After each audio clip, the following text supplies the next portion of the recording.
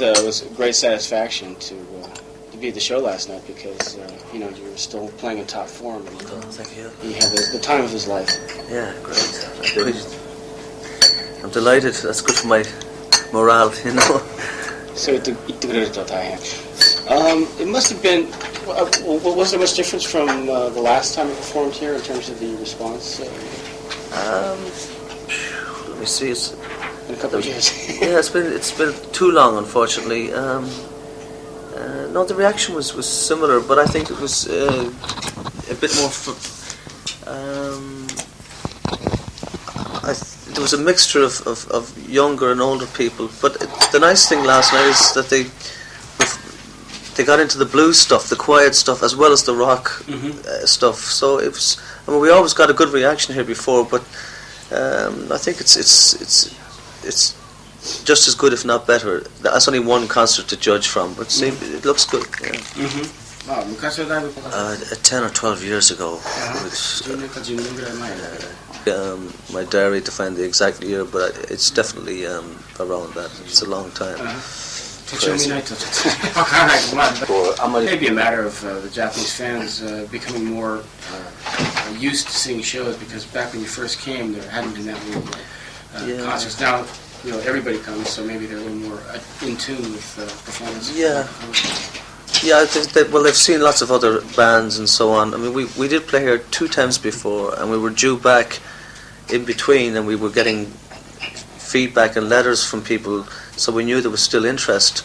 And there was a tour arranged last year, which I couldn't come over for. So, but they seem to recognise quite a variety of material, which is nice for me. Until you released Defender, which I guess came out last year? Or the year before? The year before, yeah. Okay, the year before. Between that time and 5 or 6 years before that, we hadn't really heard anything about what you were doing. Maybe if you could fill us in. There was a long gap. The album before Defender was called Jinx. What happened, we did a lot of touring in Hungary, Yugoslavia, Scandinavia, and so on. We did in fact record an album which was going to be called Torch, and but I just got dissatisfied with the project, which happens to me every 10 years. But why is that? I just turned against the sound and some of the songs and the way it was played, and I just scrapped the whole thing and started afresh, keeping some of the ideas, but not that many, and started afresh in a different studio, different atmosphere, and we got Defender, which I think was quite reasonably satisfying for me, you know. But I wish doing all the other sessions were unnecessary, but sometimes you have to do that just to have a good look at what you're doing and throw away some material and try new ideas. But I wish I hadn't wasted my time, but obviously it was necessary. You know. Did you spend a lot of time on the aborted project? Yeah, we spent about 6 months in and out of the studio. And that was what year? That would have been, let me see, 85, and then we started Defender in 86, I think, but I'm not very good at remembering years, because that's the approximate times, you know. It gets confusing between rehearsals, between mixing and everything else, you know. Yeah. Well, what exactly accounted for scrapping the project there? Do you think you felt like you sort of had to get something out, so you were kind of applying yourself to maybe style that didn't suit you?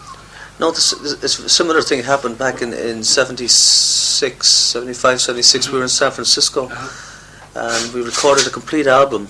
And on the day in the cutting room, I was sitting back in the cutting room listening to it. And this is after a lot of expenditure and time and everything. And I just said, this isn't right. It doesn't. Right. Yeah, I'm not saying every record that comes out is perfect, but it seems every 10 years I just have a kind of a real deep look into what, or you know, it's crazy, but it does happen, you know. That's why I'm broke, you know, but that's okay. I'm not satisfied with Defender, and you're satisfied with what you're doing now. That it's not like you're maybe 6 or 7 years down the road. I quote John Lennon. John Lennon said he even the best Beatles material he would have remixed and recut. It's some songs I am pretty satisfied with, but it's very rare that you get every song. There's no such thing as perfection anyway, but I mean, there are certain songs you know emotionally that it fits. It's like a painting. That's it. There are other songs where in retrospect, you could say maybe we could have done it in a different key, had more echo, had this, had that. But that's music. I mean. Yeah. John Lennon, the Beatles. I heard that you bought out the rights for all your past stuff. Is that was just sort of a self-defense move, or what? It's a good way of putting it. Yeah. It was. I had some bad experiences early in my career where I had no control over the songs I wrote and what material came out and so on. And also it was... so when I did get a little bit of control on a little bit of power, I had it in the contracts that I would have, the ability to have the rights after the record company was finished the contract. And also when CDs started coming in, it became very important that you would have a chance to bring them out again and have lyric sheets and things like that. So it worked out well. But my brother really was much more aware of these things than I was, and he kept an eye on that for me. Is that right? Yeah. Yeah, my brother's my manager. So. Oh, is that right? Oh. Yeah, and he's younger, but but he seems about 50 years older than me mentally. But he's very very clever with things like that, But it's a good feeling because so many artists and bands are constantly complaining. Oh, I wish we had the control of that album or that song, and also it helps if you get paid for what you do. I mean, and I've had a few situations where but you can't live complaining all your life. All you can do is continue and learn from your mistakes. Wakai togi ne, I want to clear up a couple of historical facts here first of all. It says your date of birth is March 2nd, 1948. Yeah. And you started playing guitar at the age of 9. Yeah. Sounds kind of like you're questioning the court of law here. We're just kind of clearing up the record. I swear everything I say. That's more or less correct. There's confusion. Some people say I was born in 49, and some people say because I was playing ukulele before I played guitar. So that causes confusion as well. And, but I'm not like some of the blues men where they don't have a birth certificate. I mean, so but that fascinates me about some of the old blues guys. When you're reading about them in books, they say Robert Johnson, born approximately circa 19 whatever, possibly in Jacksonville, whatever. I think that's great. It adds mystery to it, Yeah. But it's nice to know when and where you were born, and I do. I was wondering, when you were growing, when you first started playing guitar, it's not like now where everybody and his brother plays. Back then, it was more of a. I was particularly where I came from in Ireland. Well, in Cork City, in Ireland, a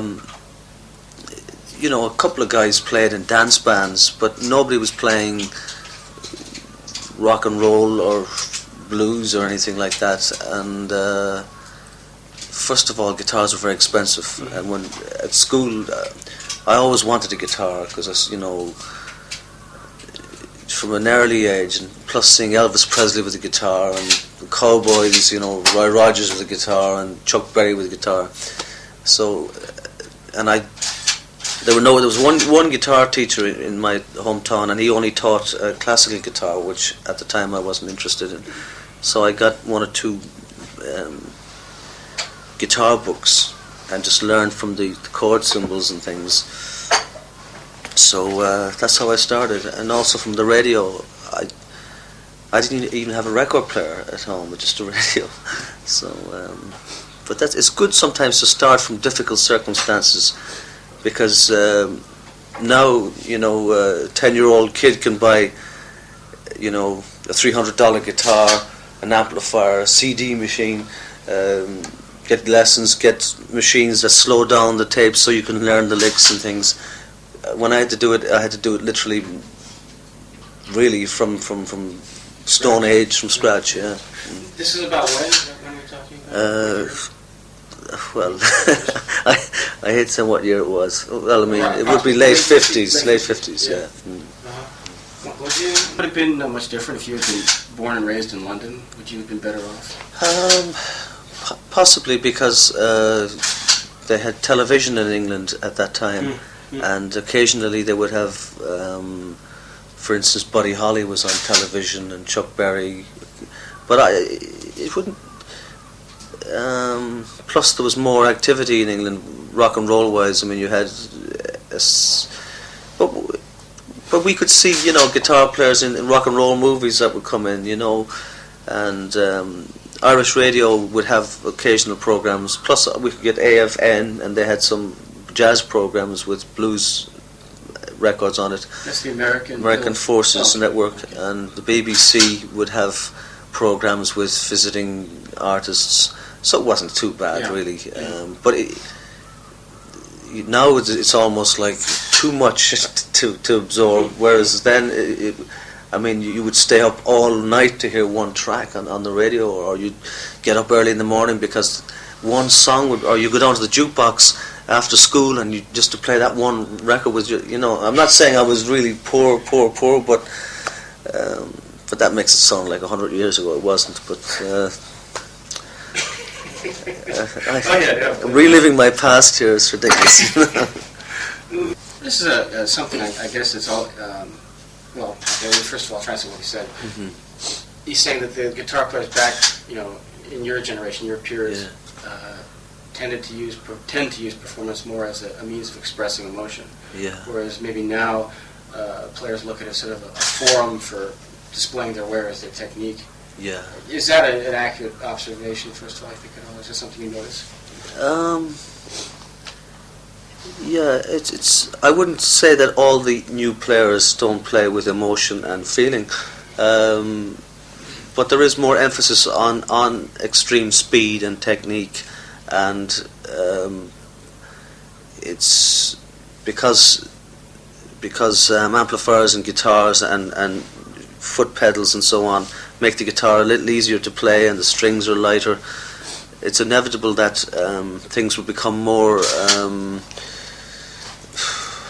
technique based, whereas maybe some of the earlier players were playing more from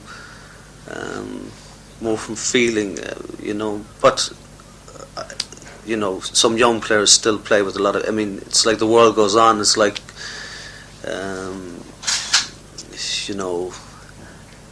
It's.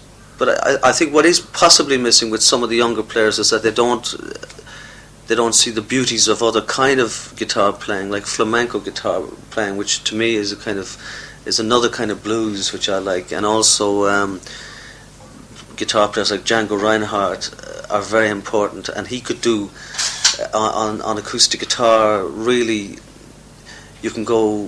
He was the Jimi Hendrix of his time, or whoever you, aside from Eddie Van Halen now and Malmsteen and people like that. So it's a very hard question to answer, but certainly going back to say the players of my generation, probably we're going more. I mean, everyone wants to be fast and clever, but not at the expense of the base, the soul of the music, Yeah. See, you talked about like younger guys have sort of a tunnel vision. Maybe they're not looking around it as much as you guys would have. Excuse me. But anyway, he was wondering, did you see that as a dangerous trend at all? Yeah. I must repeat that I'm generalizing now. Not all young people. Yeah.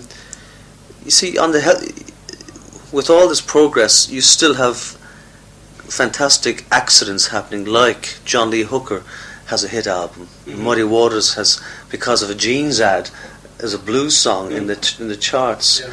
And but I mean, it's the argument about the modern world, the space of attention that the average person has now because of advertising all the time. Some people, I find it myself even, I've less patience to read a book and finish it, or to watch a full movie, or to the speed of the world is you can hear it in the music. It's all going into speed.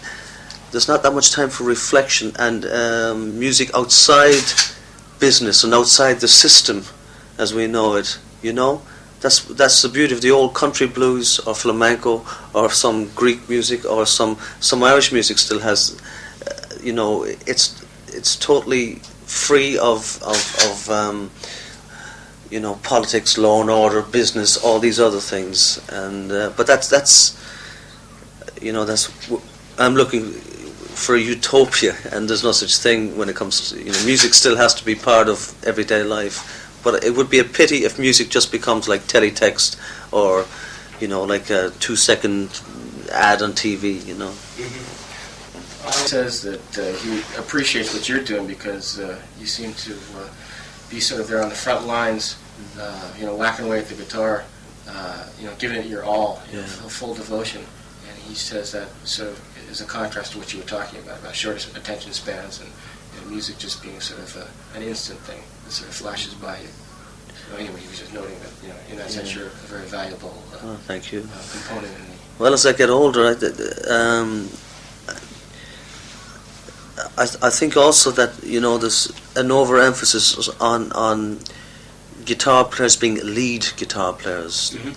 There's more to guitar than just lead guitar. I still like people who play rhythm, but also chops. You get obviously John Lee Hooker. Most of his style is based on unorthodox rhythm chops, or some of the best things Keith Richards has done aren't lead guitar. They're just and also you have to. It takes you a long time to learn how to take it cool and easy and lay back a little bit in a song. Whereas if every song you do is 100 miles an hour, there'll be no time for depth or soul.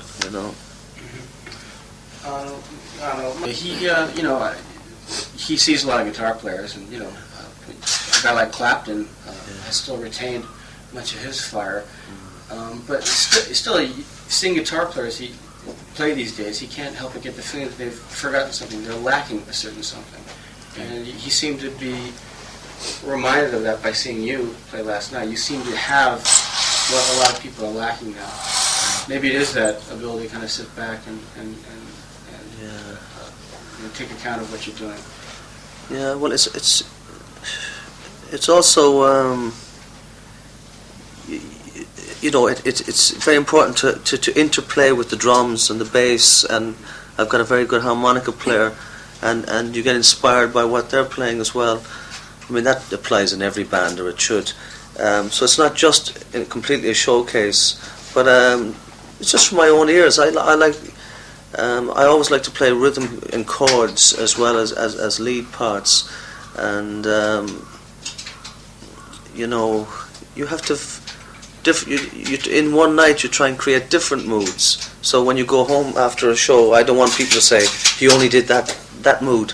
I want at least 3 or 4 moods, or as many as possible. Excuse me. Old age. Maybe that's one reason why you always play in a trio, because you do have that sort of focus on interplay. Yeah. And I guess also it's more you can more accurately kind of convey emotion that way. You don't have to put up with a lot of different people doing different things. You kind of move as a unit. That's right. Well, we do,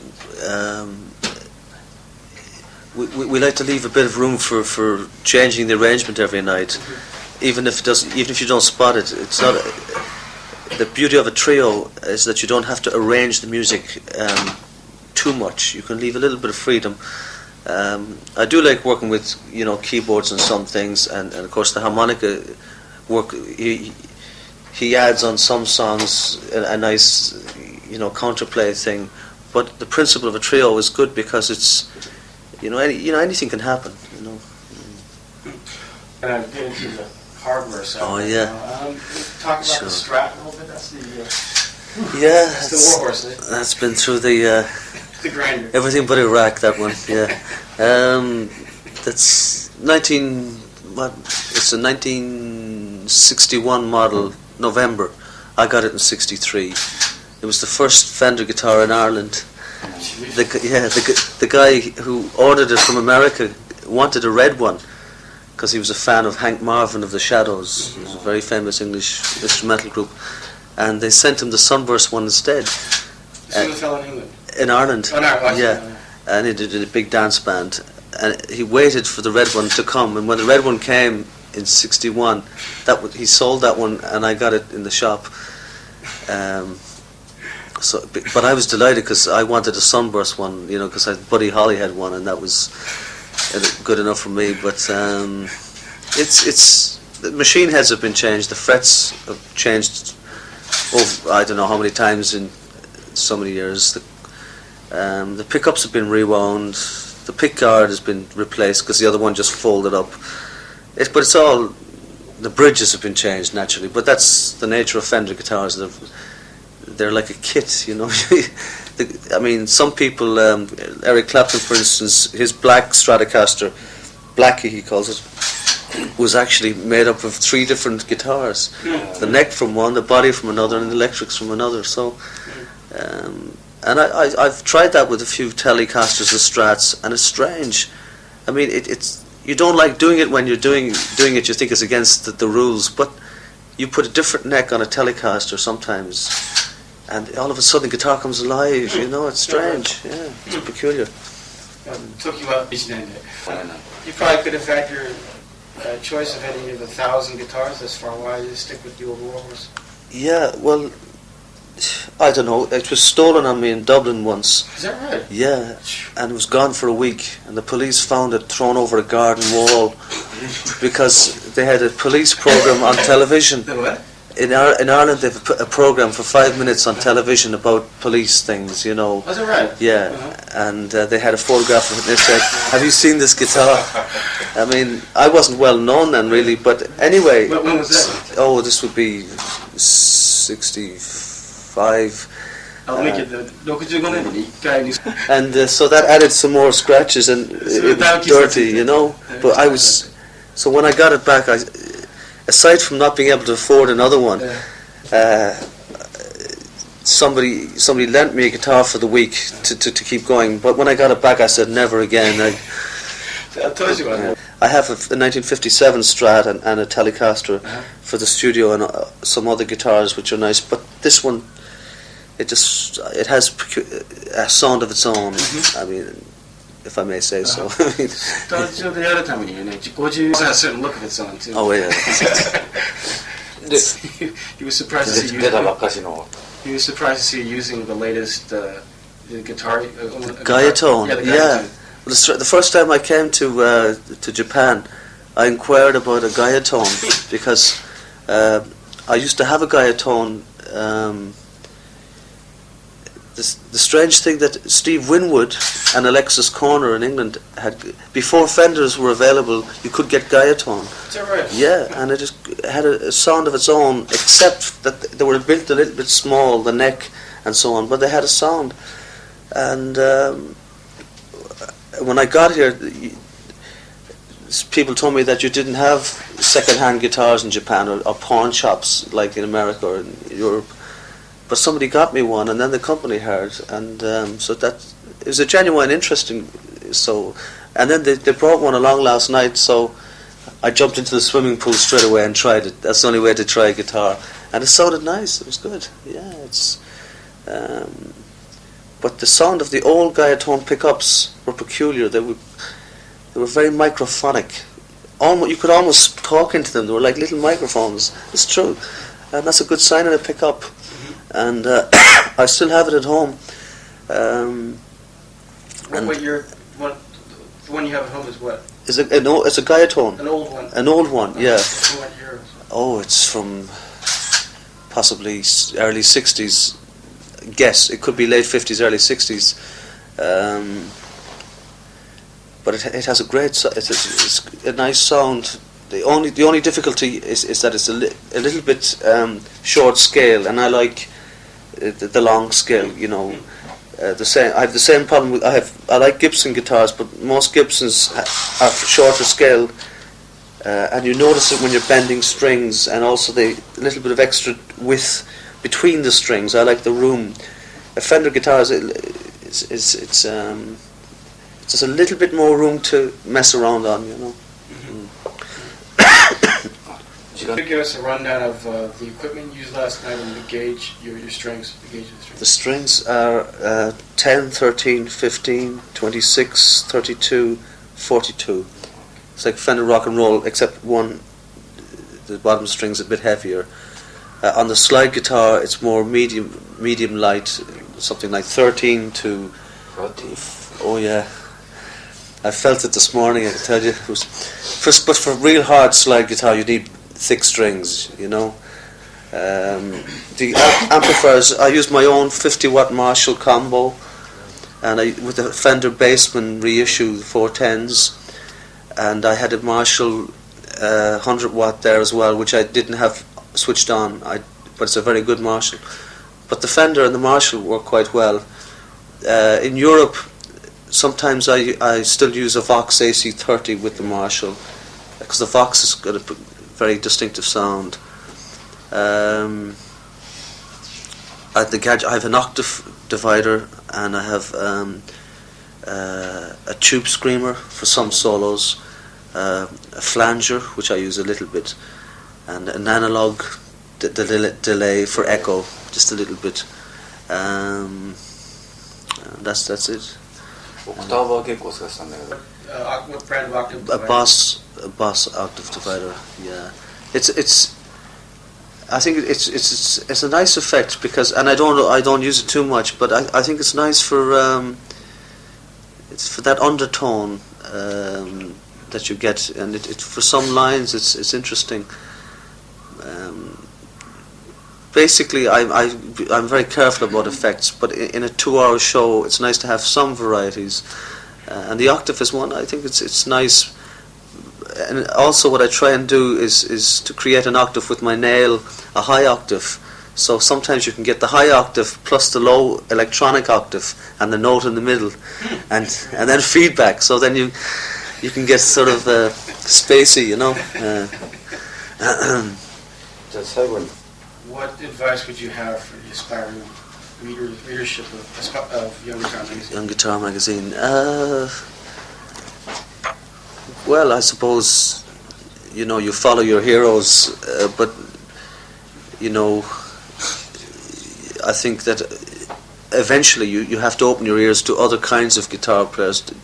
Don't think that unless they're speed merchants that they're not worth listening to. It's worth checking out some of the great old acoustic players. And also, I think even if you're basically an electric player, if you can afford it, you should have an acoustic at home to keep your hands tough and to hear different things, because there's a different nature to acoustic, you know. Even though some rock players think it's soppy, it's wimpy to have an acoustic, but I don't think so. To play tough acoustic is quite a challenge. The harmonica player Mark Felton. Mark Felton, has he Yeah. been with you for a while? Yeah, about 6 or 7 years, more or less. He's been there. He does work with some other people as well, but he's fitted in very well with it, you know. It's a great player. He's a friend of his is a harmonica player who saw a video of yours from about '87. Oh yeah. And so he gave him instructions to ask Rory about the harmonica. Oh yeah. So that's why he was. Well, I still play it at home. I used to play it on my own records, you know, and play it on a rack like Bob Dylan style. But when I heard Mark, it was great, because, you know, he's so good. You can play things and he repeats them, and you know, that kind of thing. He's a great player. Yeah. Was he in a band before? Yeah, he was in a band called 9 Below Zero. Ah, I see. Yeah. He also played on records by, let me see, I can't remember, quite a few sessions, you know.